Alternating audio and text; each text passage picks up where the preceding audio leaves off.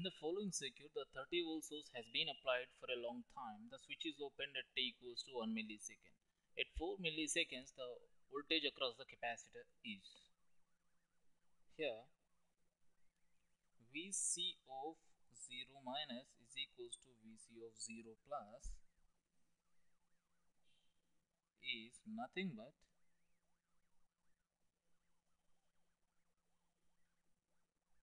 to 25 volts. Okay, now at t equals to 0 plus 30 u of minus t is equals to 0. Now Vc of 1 millisecond is nothing but 25 e power minus t by tau. Okay, tau is equals to a parallel combination of R equivalent into C. So 5 into 1 by 5 plus 1 into 0.6 10 power minus 6 into 10 power 3. So 5 by 6 into 0.6 into 10 power minus 3, which is 0.5 milliseconds.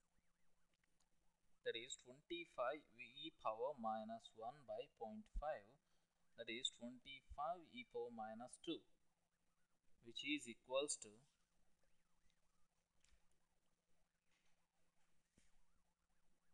now Vc is 3.383 e power minus t by tau. Now Vc of 3 milliseconds 3.383 e power minus 3 divided by 25 into 10 power 3 into 0.6 into 10 power minus 6.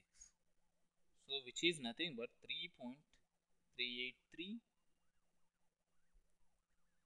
into e power is 3 into 10 power minus 3 divided by 15 into 10 power minus 3. So if we solve this one, we will get Vc is 2.77 ohms.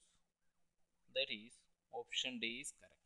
30 volts by 440 volts transformer is shown in below. So this transformer having transformation ratio of 2. So 1:2 transformer with capacitive load as minus J10. Calculate the phase angle difference between voltages induced in the secondary and current in the secondary winding. Okay, now what is the phase angle difference angle between voltage and current? Okay, what is the total impedance in secondary side? Total impedance in the secondary side of a transformer Zs is equal to having 8 ohms resistance plus 10 ohms inductance minus J times of 10 ohms capacitive load. So this is equal to 8 ohms plus J times of 0 ohms. Okay, or you can say this one as 8 plus J times of 0 ohms. This is of resistive, since XL is equal to XC. Okay. Now what is EMF induced in the secondary? EMF induced in the secondary is current induced in secondary into impedance Zs. Since Zs, this is Is into, what is Zs? Zs is 8 at an angle 0. So Is into 8 at an angle 0. What is the phase angle between these two? The phase angle between Es and Is is equal to 0 degrees. That means voltage and currents are in phase. Option D is the correct answer. Readings of 2 wattmeters connected to measure power in a balanced 3-phase load is 5:3. So W1 by W2 is equal to 5 by 3. Now what is the power factor of the load? Power factor of the load cos phi is given as cos of tan inverse of root 3 into W1 minus W2 divided by W1 plus W2.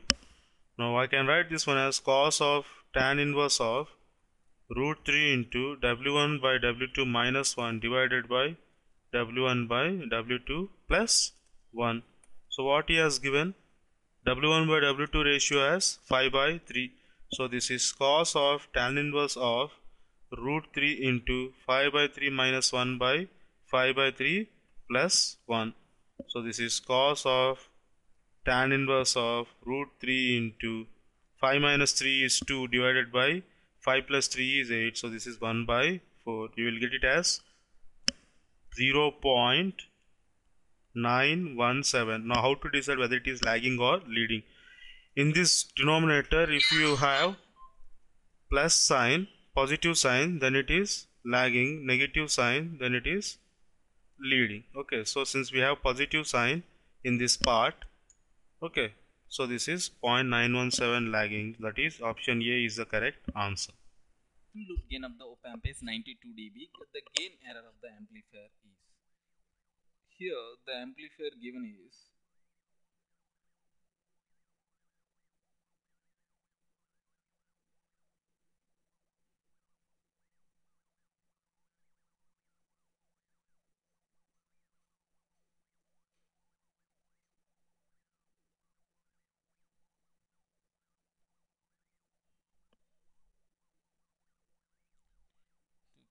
here the gain error is defined as ideal closed loop gain minus actual closed loop gain divided by ideal closed loop gain. That is, ideal closed loop gain is 1 minus beta and the actual is AOL 1 plus AOL beta divided by 1 by beta. So, if we take 1 by beta as a common, we will get this as 1 minus AOL beta divided by 1 plus AOL beta, which is 1 by 1 plus AOL into beta, which is into 100. If we will get this as 0.0275%, that is option B is correct. Induction motor powered at 60 Hz is running at 1116 rpm. That means he has given rotor speed as 1016 rpm, driving a load torque of 38.3 Newton meter. The rotor current is IR is 2.8 amperes. Okay, ignore internal mechanical losses. What is the rotor resistance? R2. Okay, we don't have any poles here. Okay, he has not given any pole numbers. So what we have to do is, first we have to find the what is the synchronous speed of this motor. Now what is NS? NS is given as 120 into F by P. Okay, since he has given F as 60, so 120 is into 60 by P. So what is the synchronous speed? Rotor speed will try to achieve synchronous speed, that should be rotor speed is close to that of synchronous speed with some shift. Okay, so I can say this 120 into 60 is equal to 1116. You will get P as around 6.45 poles. We should not have any rational numbers, we should have integers. So approximately I can take number of poles as 6. Okay, if number of poles as 6, what is the synchronous speed here? 120 into 60 by 6, this is equal to 1200 rpm.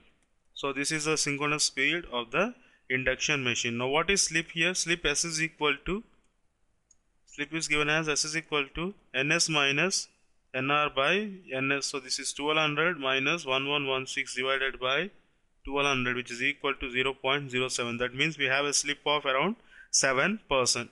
Now what is mechanical power? Mechanical power is given as rotor current square into rotor resistance into 1 minus S by S. This is the mechanical power developed in terms of rotor current and rotor resistance. I can write this one as torque into omega.